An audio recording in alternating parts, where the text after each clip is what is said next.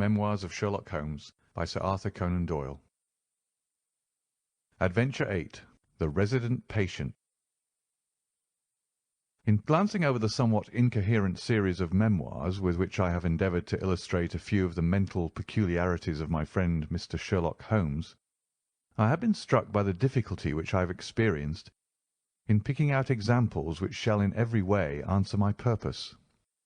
For in those cases in which Holmes has performed some tour de force of analytical reasoning, and has demonstrated the value of his peculiar methods of investigation, the facts themselves have often been so slight or so commonplace that I could not feel justified in laying them before the public.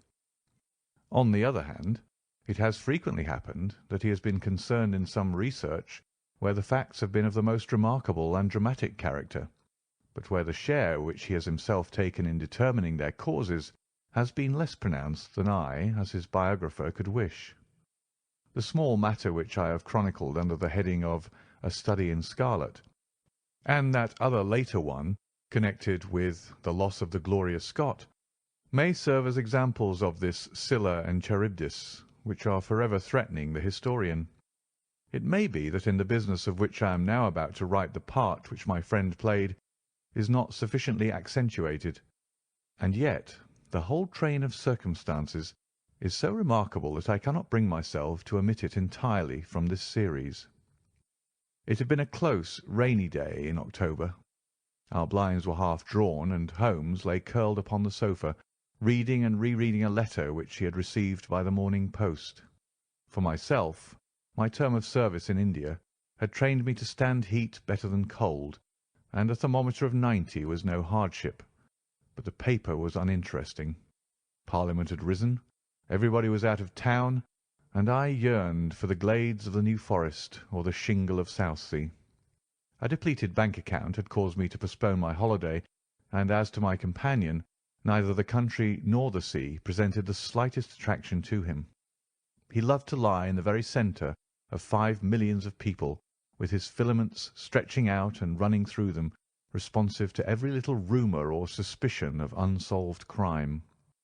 Appreciation of nature found no place among his many gifts, and his only change was when he turned his mind from the evil-doer of the town to track down his brother of the country. Finding that Holmes was too absorbed for conversation, I had tossed aside the barren paper, and leaning back in my chair, I fell into a brown study. Suddenly, my companion's voice broke in upon my thoughts. "You are right, Watson," said he. "It does seem a very preposterous way of settling a dispute." "Most preposterous!" I exclaimed, and then, suddenly realizing how he had echoed the inmost thought of my soul, I sat up in my chair and stared at him in blank amazement. "What is this, Holmes?" I cried. "This is beyond anything which I could have imagined." He laughed heartily at my perplexity.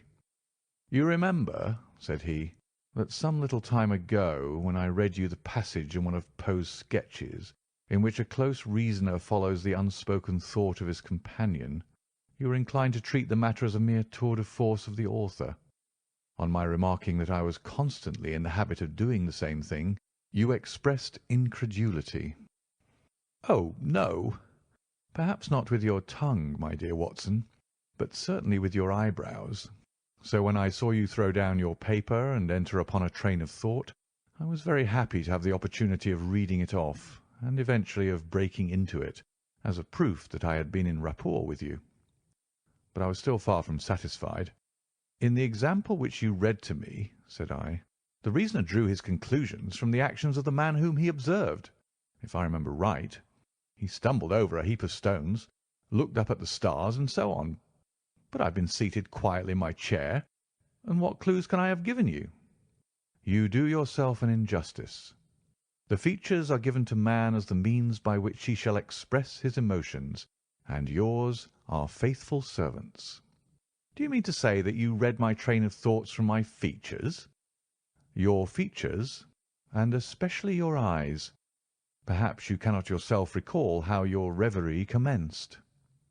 "No, I cannot." "Then I will tell you. After throwing down your paper, which was the action which drew my attention to you, you sat for half a minute with a vacant expression. Then your eyes fixed themselves upon your newly framed picture of General Gordon, and I saw by the alteration in your face that a train of thought had been started. But it did not lead very far. Your eyes turned across to the unframed portrait of Henry Ward Beecher, which stands upon the top of your books. You then glanced up at the wall, and of course your meaning was obvious. You were thinking that if the portrait were framed, it would just cover that bare space and correspond with Gordon's picture over there. "You followed me wonderfully," I exclaimed. "So far I could hardly have gone astray. But now your thoughts went back to Beecher, and you looked hard across as if you were studying the character in his features. Then your eyes ceased to pucker, but you continued to look across, and your face was thoughtful. You were recalling the incidents of Beecher's career. I was well aware that you could not do this without thinking of the mission which he undertook on behalf of the North at the time of the Civil War, for I remember you expressing your passionate indignation at the way in which he was received by the more turbulent of our people. You felt so strongly about it that I knew you could not think of Beecher without thinking of that also. When a moment later I saw your eyes wander away from the picture, I suspected that your mind had now turned to the Civil War, and when I observed that your lips set, your eyes sparkled, and your hands clinched, I was positive that you were indeed thinking of the gallantry which was shown by both sides in that desperate struggle. But then again your face grew sadder. You shook your head. You were dwelling upon the sadness and horror and useless waste of life. Your hand stole towards your own old wound, and a smile quivered on your lips, which showed me that the ridiculous side of this method of settling international questions had forced itself upon your mind. At this point I agreed with you that it was preposterous, and was glad to find that all my deductions had been correct. "Absolutely," said I, "and now that you've explained it, I confess that I'm as amazed as before." "It was very superficial, my dear Watson, I assure you. I should not have intruded it upon your attention had you not shown some incredulity the other day, but the evening has brought a breeze with it. What do you say to a ramble through London?" I was weary of our little sitting-room, and gladly acquiesced. For 3 hours we strolled about together, watching the ever-changing kaleidoscope of life as it ebbs and flows through Fleet Street and the Strand. His characteristic talk, with its keen observance of detail and subtle power of inference, held me amused and enthralled. It was 10 o'clock before we reached Baker Street again. A brougham was waiting at our door. A doctor's, general practitioner, I perceive," said Holmes. "Not been long in practice, but has a good deal to do. Come to consult us, I fancy. Lucky we came back." I was sufficiently conversant with Holmes's methods to be able to follow his reasoning, and to see that the nature and state of the various medical instruments in the wicker basket which hung in the lamplight inside the brougham had given him the data for his swift deduction. The light in our window above showed that his late visit was indeed intended for us. With some curiosity as to what could have sent a brother medico to us at such an hour, I followed Holmes into our sanctum. A pale, taper-faced man with sandy whiskers rose up from a chair by the fire as we entered. His age may not have been more than 3 or 34, but his haggard expression and unhealthy hue told of a life which has sapped his strength and robbed him of his youth. His manner was nervous and shy, like that of a sensitive gentleman, and the thin white hand which he laid on the mantelpiece as he rose was that of an artist rather than of a surgeon. His dress was quiet and sombre, a black frock coat, dark trousers, and a touch of colour about his necktie. "Good evening, Doctor," said Holmes cheerily. "I am glad to see that you have only been waiting a very few minutes." "You spoke to my coachman, then?" "No, it was the candle on the side table that told me. Pray resume your seat and let me know how I can serve you." "My name is Dr. Percy Trevelyan," said our visitor, "and I live at 403 Brook Street." "Are you not the author of a monograph upon obscure nervous lesions?" I asked. His pale cheeks flushed with pleasure at hearing that his work was known to me. "I so seldom hear of the work that I thought it was quite dead," said he. "My publishers gave me a most discouraging account of its sale. You are yourself, I presume, a medical man?" "A retired army surgeon." "My own hobby has always been nervous disease. I should wish to make it an absolute speciality, but of course a man must take what he can get at first. This, however, is beside the question, Mr. Sherlock Holmes, and I quite appreciate how valuable your time is. The fact is that a very singular train of events has occurred recently at my house in Brook Street, and to-night they came to such a head that I felt it was quite impossible for me to wait another hour before asking for your advice and assistance." Sherlock Holmes sat down and lit his pipe. "You are very welcome to both," said he. "Pray let me have a detailed account of what the circumstances are which have disturbed you." "One or two of them are so trivial," said Dr. Trevelyan, "that really I am almost ashamed to mention them. But the matter is so inexplicable, and the recent turn which it has taken is so elaborate, that I shall lay it all before you, and you shall judge what is essential and what is not. I am compelled to begin with to say something of my own college career. I am a London University man, you know, and I am sure that you will not think that I am unduly singing my own praises if I say that my student career was considered by my professors to be a very promising one. After I graduated, I continued to devote myself to research, occupying a minor position in King's College Hospital, and I was fortunate enough to excite considerable interest by my research into the pathology of catalepsy, and finally to win the Bruce Pinkerton Prize and medal by the monograph on nervous lesions to which your friend has just alluded. I should not go too far if I were to say that there was a general impression at the time that a distinguished career lay before me. But the one great stumbling block lay in my want of capital. As you will readily understand, a specialist who aims high is compelled to start in one of a dozen streets in the Cavendish Square quarter, all of which entail enormous rents and furnishing expenses. Besides this preliminary outlay, he must be prepared to keep himself for some years and to hire a presentable carriage and horse. To do this was quite beyond my power, and I could only hope that by economy I might in 10 years' time save enough to enable me to put up my plate. Suddenly, however, an unexpected incident opened up quite a new prospect to me. This was a visit from a gentleman of the name of Blessington, who was a complete stranger to me. He came up to my room one morning and plunged into business in an instant. "You are the same Percy Trevelyan who has had so distinguished a career and won a great prize lately?" said he. I bowed. "Answer me frankly," he continued, "for you'll find it to your interest to do so. You have all the cleverness which makes a successful man. Have you the tact?" I could not help smiling at the abruptness of the question. "I trust that I have my share," I said. "Any bad habits? Not drawn towards drink, eh?" "Really, sir?" I cried. "Quite right. That's all right. But I was bound to ask, with all these qualities, why are you not in practice?" I shrugged my shoulders. "Come, come," said he, in his bustling way. "It's the old story. More in your brains than in your pocket, eh? What would you say if I were to start you in Brook Street?" I stared at him in astonishment. "Oh, it's for my sake, not for yours," he cried. "I'll be perfectly frank with you, and if it suits you, it'll suit me very well. I have a few thousands to invest, do you see, and I think I'll sink them in you." "But why?" I gasped. "Well, it's just like any other speculation, and safer than most." "What am I to do, then?" "I'll tell you. I'll take the house, furnish it, pay the maids, and run the whole place. All you have to do is just to wear out your chair in the consulting room.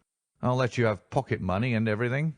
And you hand over to me 3/4 of what you earn, and you keep the other quarter for yourself." This was the strange proposal, Mr. Holmes, with which the man Blessington approached me. I won't weary you with the account of how we bargained and negotiated.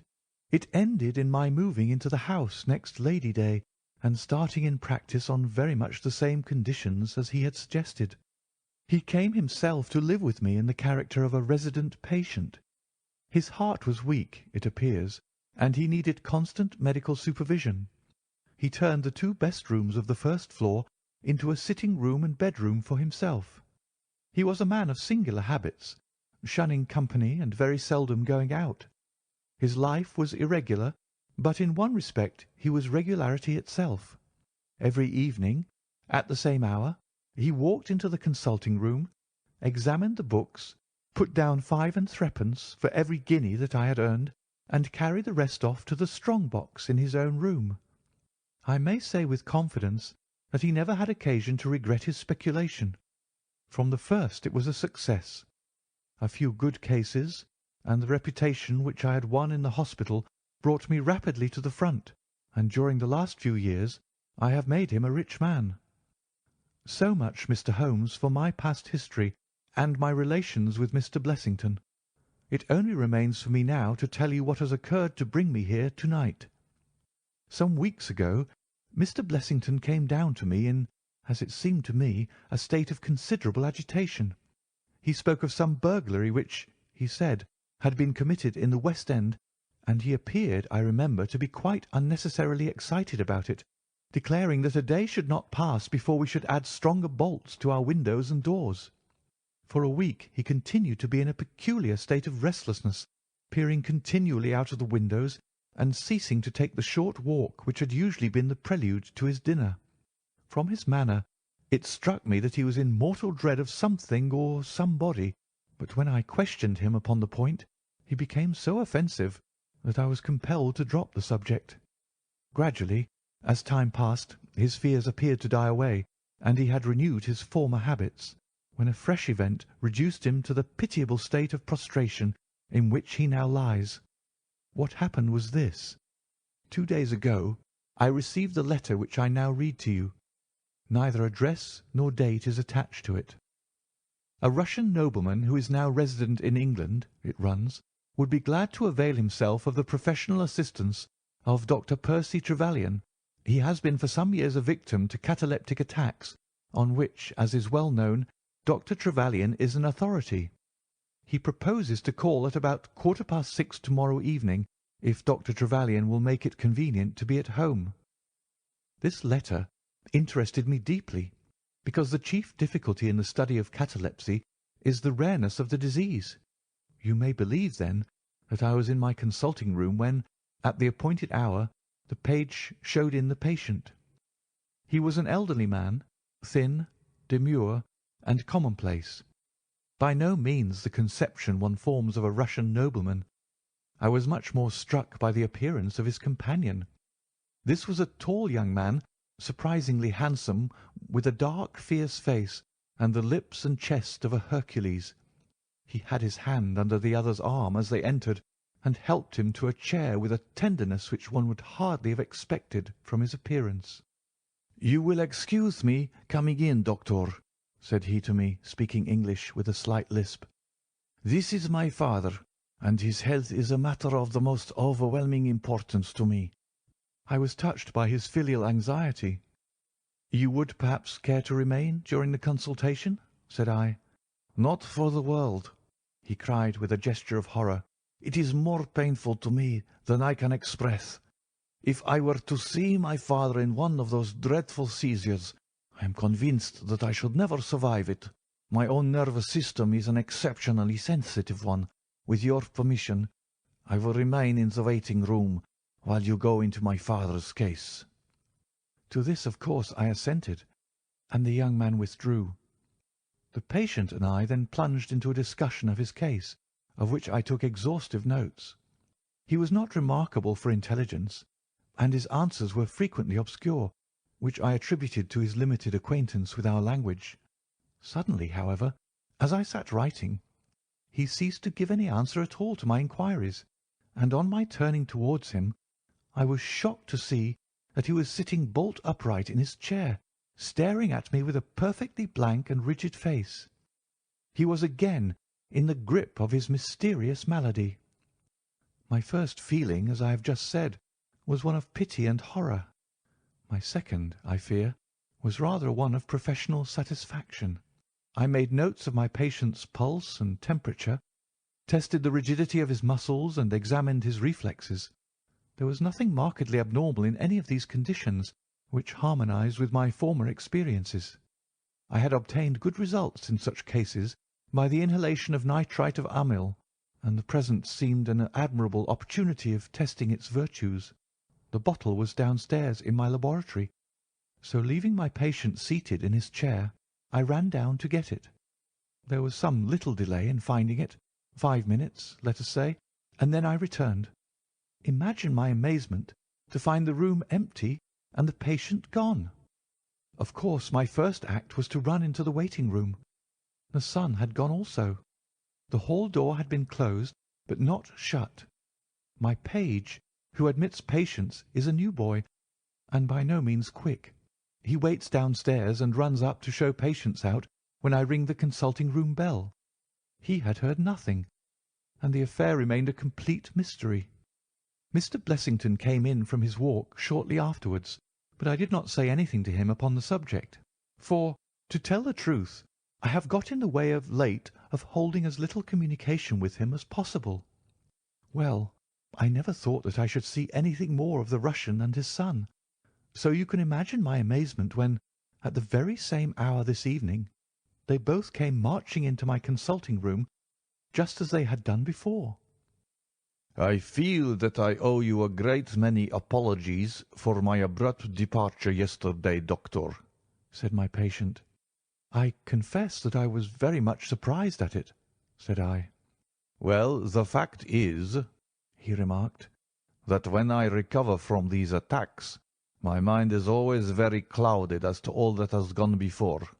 I woke up in a strange room, as it seemed to me, and made my way out into the street in a sort of dazed way when you were absent. And I," said the son, "seeing my father pass the door of the waiting-room, naturally thought that the consultation had come to an end. It was not until we had reached home that I began to realize the true state of affairs." "Well," said I, laughing, "there is no harm done, except that you puzzled me terribly. So if you, sir, would kindly step into the waiting-room, I shall be happy to continue our consultation, which was brought to so abrupt an ending." For half an hour or so I discussed that old gentleman's symptoms with him, and then, having prescribed for him, I saw him go off upon the arm of his son. I have told you that Mr. Blessington generally chose this hour of the day for his exercise. He came in shortly afterwards and passed upstairs. An instant later I heard him running down, and he burst into my consulting-room like a man who is mad with panic. "Who has been in my room?" he cried. "No one," said I. "It's a lie!" he yelled. "Come up and look." I passed over the grossness of his language, as he seemed half out of his mind with fear. When I went upstairs with him, he pointed to several footprints upon the light carpet. "Do you mean to say those are mine?" he cried. They were certainly very much larger than any which he could have made, and were evidently quite fresh. It rained hard this afternoon, as you know, and my patients were the only people who called. It must have been the case, then, that the man in the waiting-room had, for some unknown reason, while I was busy with the other, ascended to the room of my resident patient. Nothing had been touched or taken, but there were the footprints to prove that the intrusion was an undoubted fact. Mr. Blessington seemed more excited over the matter than I should have thought possible, though of course it was enough to disturb anybody's peace of mind. He actually sat crying in an armchair, and I could hardly get him to speak coherently. It was his suggestion that I should come round to you, and of course I at once saw the propriety of it, for certainly the incident is a very singular one, though he appears to completely overrate its importance. If you would only come back with me in my brougham, you would at least be able to soothe him, though I can hardly hope that you will be able to explain this remarkable occurrence." Sherlock Holmes had listened to this long narrative with an intentness which showed me that his interest was keenly aroused. His face was as impassive as ever, but his lids had dropped more heavily over his eyes, and his smoke had curled up more thickly from his pipe to emphasize each curious episode in the doctor's tale. As our visitor concluded, Holmes sprang up without a word, handed me my hat, picked his own from the table, and followed Dr. Trevelyan to the door. Within a quarter of an hour we had been dropped at the door of the physician's residence in Brook Street, one of those sombre, flat-faced houses which one associates with a West End practice. A small page admitted us, and we began at once to ascend the broad, well-carpeted stair. But a singular interruption brought us to a standstill. The light at the top was suddenly whisked out, and from the darkness came a reedy, quivering voice. "I have a pistol," it cried. "I give you my word that I'll fire if you come any nearer." "This really grows outrageous, Mr. Blessington," cried Dr. Trevelyan. "Oh, then it is you, Doctor," said the voice with a great heave of relief. "But those other gentlemen, are they what they pretend to be?" We were conscious of a long scrutiny out of the darkness. "Yes, yes, it's all right," said the voice at last. "You can come up, and I am sorry if my precautions have annoyed you." He relit the stair-gas as he spoke, and we saw before us a singular-looking man, whose appearance as well as his voice testified to his jangled nerves. He was very fat, but had apparently at some time been much fatter, so that the skin hung about his face in loose pouches, like the cheeks of a bloodhound. He was of a sickly colour, and his thin, sandy hair seemed to bristle up with the intensity of his emotion. In his hand he held a pistol, but he thrust it into his pocket as we advanced. "Good evening, Mr. Holmes," said he. "I am sure I am very much obliged to you for coming round. No one ever needed your advice more than I do. I suppose that Dr. Trevelyan has told you of this most unwarrantable intrusion into my rooms?" "Quite so," said Holmes. "Who are these two men, Mr. Blessington, and why do they wish to molest you?" "Well, well," said the resident patient in a nervous fashion. "Of course, it is hard to say that. You can hardly expect me to answer that, Mr. Holmes." "Do you mean that you don't know?" "Come in here, if you please. Just have the kindness to step in here." He led the way into his bedroom, which was large and comfortably furnished. "You see that?" said he, pointing to a big black box at the end of his bed. "I have never been a very rich man, Mr. Holmes. Never made but one investment in my life, as Dr. Trevelyan would tell you, but I don't believe in bankers. I would never trust a banker, Mr. Holmes. Between ourselves, what little I have is in that box, so you can understand what it means to me when unknown people force themselves into my rooms." Holmes looked at Blessington in his questioning way and shook his head. "I cannot possibly advise you if you try to deceive me," said he. "But I have told you everything." Holmes turned on his heel with a gesture of disgust. "Good night, Dr. Trevelyan," said he. "And no advice for me?" cried Blessington in a breaking voice. "My advice to you, sir, is to speak the truth." A minute later we were in the street and walking for home.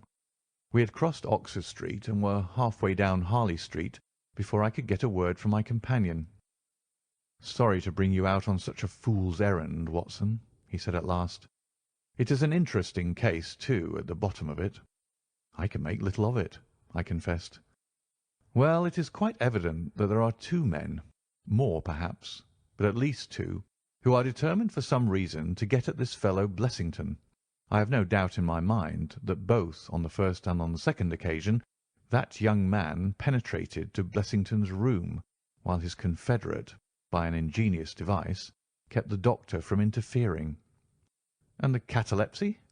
"A fraudulent imitation, Watson, though I should hardly dare to hint as much to our specialist. It is a very easy complaint to imitate. I have done it myself." "And then?" "By the purest chance Blessington was out on each occasion. Their reason for choosing so unusual an hour for a consultation was obviously to ensure that there should be no other patient in the waiting-room.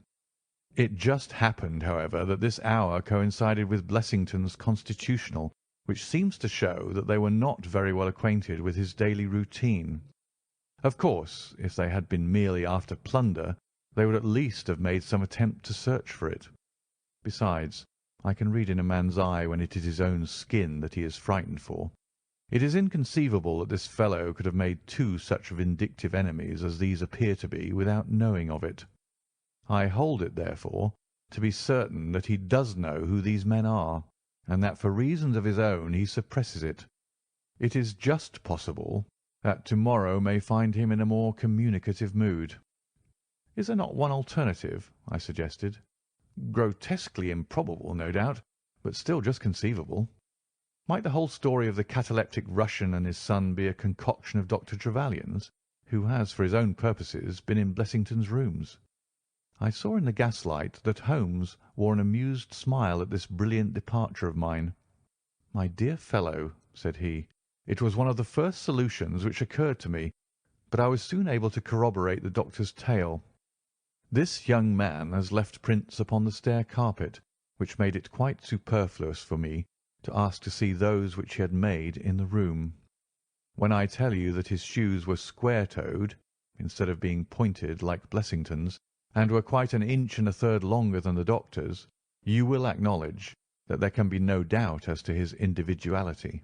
But we may sleep on it now, for I shall be surprised if we do not hear something further from Brook Street in the morning." Sherlock Holmes's prophecy was soon fulfilled, and in a dramatic fashion. At 7:30 next morning, in the first glimmer of daylight, I found him standing by my bedside in his dressing-gown. "There's a brougham waiting for us, Watson," said he. "What's the matter, then?" "The Brook Street business." "Any fresh news?"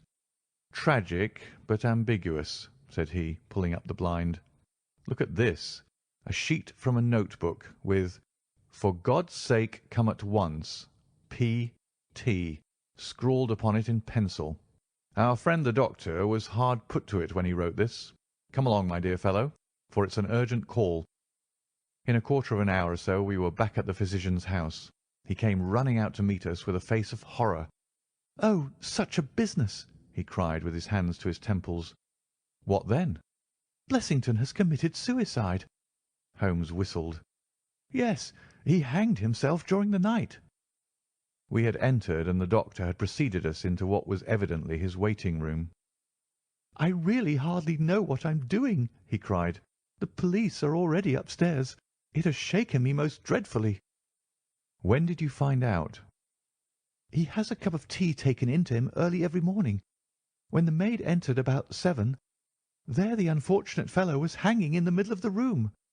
He had tied his cord to the hook on which the heavy lamp used to hang, and he had jumped off from the top of the very box that he showed us yesterday."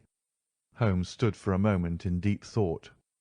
"With your permission," said he at last, "I should like to go upstairs and look into the matter." We both ascended, followed by the doctor. It was a dreadful sight which met us as we entered the bedroom door. I have spoken of the impression of flabbiness which this man Blessington conveyed. As he dangled from the hook, it was exaggerated and intensified until he was scarce human in his appearance. The neck was drawn out like a plucked chicken's, making the rest of him seem the more obese and unnatural by contrast. He was clad only in his long night-dress, and his swollen ankles and ungainly feet protruded starkly from beneath it. Beside him stood a smart-looking police inspector, who was taking notes in a pocket-book. "Ah, Mr. Holmes," said he heartily as my friend entered. "I'm delighted to see you." "Good morning, Lanner," answered Holmes. "You won't think me an intruder, I am sure. Have you heard of the events which led up to this affair?" "Yes, I heard something of them." "Have you formed any opinion?" "As far as I can see, the man has been driven out of his senses by fright. The bed has been well slept in, you see. There's his impression deep enough. It's about 5 in the morning, you know, that suicides are most common. That would be about his time for hanging himself.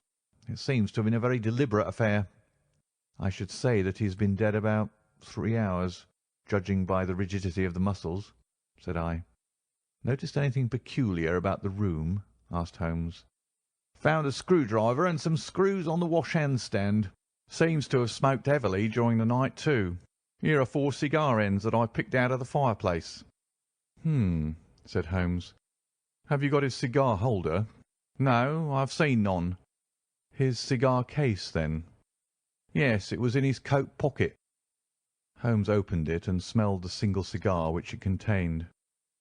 "Oh, this is an Havana, and these others are cigars of the peculiar sort which are imported by the Dutch from their East Indian colonies. They're usually wrapped in straw, you know, and are thinner for their length than any other brand." He picked up the 4 ends and examined them with his pocket lens.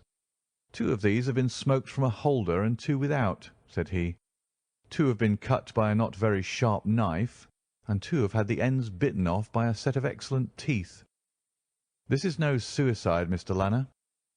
It is a very deeply planned and cold-blooded murder." "Impossible!" cried the inspector. "And why?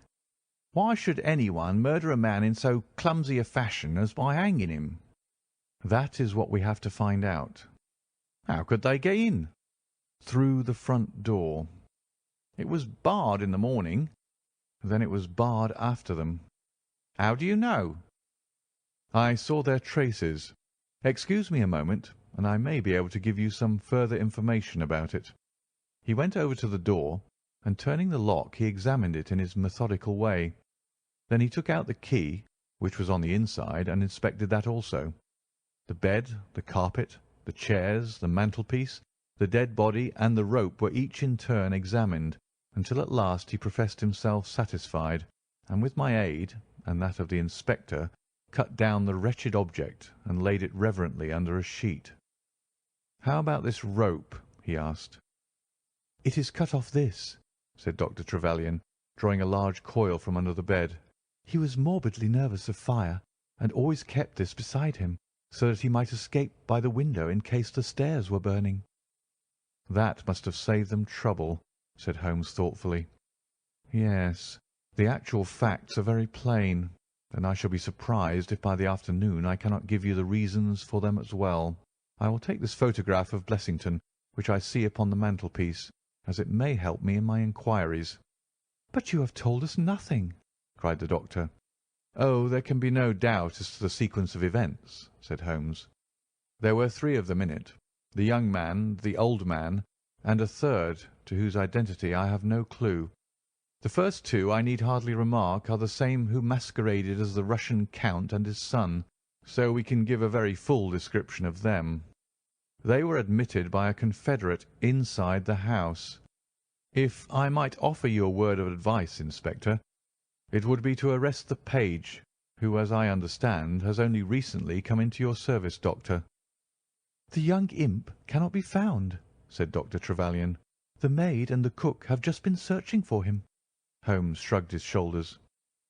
"He has played a not unimportant part in this drama," said he, "the three men having ascended the stairs, which they did on tiptoe, the elder man first, the younger man second, and the unknown man in the rear." "My dear Holmes!" I ejaculated. "Oh, there could be no question as to the superimposing of the footmarks. I had the advantage of learning which was which last night. They ascended, then, to Mr. Blessington's room, the door of which they found to be locked. With the help of a wire, however, they forced round the key, even without the lens you will perceive by the scratches on this ward, where the pressure was applied. On entering the room, their first proceeding must have been to gag Mr. Blessington. He may have been asleep, or he may have been so paralysed with terror as to have been unable to cry out. These walls are thick, and it is conceivable that his shriek, if he had time to utter one, was unheard. Having secured him, it is evident to me that a consultation of some sort was held. Probably it was something in the nature of a judicial proceeding. It must have lasted for some time, for it was then that these cigars were smoked. The older man sat in that wicker chair. It was he who used the cigar holder. The younger man sat over yonder. He knocked his ash off against the chest of drawers. The third fellow paced up and down. Blessington, I think, sat upright in the bed, but of that I cannot be absolutely certain. Well, it ended by their taking Blessington and hanging him. The matter was so prearranged that it is my belief that they brought with them some sort of block or pulley which might serve as a gallows. That screwdriver and those screws were, as I conceive, for fixing it up. Seeing the hook, however, they naturally saved themselves the trouble. Having finished their work, they made off, and the door was barred behind them by their confederate. We had all listened with the deepest interest to this sketch of the night's doings, which Holmes had deduced from signs so subtle and minute that even when he had pointed them out to us, we could scarcely follow him in his reasoning. The inspector hurried away on the instant to make inquiries about the page, while Holmes and I returned to Baker Street for breakfast. "I'll be back by 3:00, said he, when we had finished our meal. Both the inspector and the doctor will meet me here at that hour, and I hope by that time to have cleared up any little obscurity which the case may still present." Our visitors arrived at the appointed time, but it was 4:15 before my friend put in an appearance. From his expression as he entered, however, I could see that all had gone well with him. "Any news, Inspector?" "We've got the boy, sir." "Excellent. And I have got the men." "You have got them?" we cried all three. "Well, at least I have got their identity. This so-called Blessington is, as I expected, well known at headquarters, and so are his assailants. Their names are Biddle, Hayward, and Moffat." "The Worthington Bank gang!" cried the inspector. "Precisely," said Holmes. "Then Blessington must have been Sutton." "Exactly," said Holmes. "Why, that makes it as clear as crystal," said the inspector. But Trevelyan and I looked at each other in bewilderment. "You must surely remember the great Worthington Bank business," said Holmes. "5 men were in it, these 4, and a fifth called Cartwright. Tobin, the caretaker, was murdered, and the thieves got away with £7,000. This was in 1875. They were all 5 arrested, but the evidence against them was by no means conclusive. This Blessington, or Sutton, who was the worst of the gang, turned informer. On his evidence Cartwright was hanged, and the other 3 got 15 years apiece. When they got out the other day, which was some years before their full term, they set themselves, as you perceive, to hunt down the traitor and to avenge the death of their comrade upon him. Twice they tried to get at him and failed. A third time, you see, it came off. Is there anything further which I can explain, Dr. Trevelyan?" "I think you've made it all remarkably clear," said the doctor. "No doubt the day on which he was perturbed was the day when he had seen of their release in the newspapers." "Quite so. His talk about a burglary was the merest blind." "But why could he not tell you this?" "Well, my dear sir, knowing the vindictive character of his old associates, he was trying to hide his own identity from everybody as long as he could. His secret was a shameful one, and he could not bring himself to divulge it. However, wretch as he was still living under the shield of British law, and I have no doubt, Inspector, that you will see that though that shield might fail to guard, the sword of justice is still there to avenge. Such were the singular circumstances in connection with the resident patient and the Brook Street doctor. From that night nothing has been seen of the 3 murderers by the police, and it is surmised at Scotland Yard that they were among the passengers of the ill-fated steamer Nora Creina, which was lost some years ago with all hands upon the Portuguese coast, some leagues to the north of Oporto. The proceedings against the page broke down for want of evidence, and the Brook Street mystery, as it was called, has never until now been fully dealt with in any public print. End of The Resident Patient.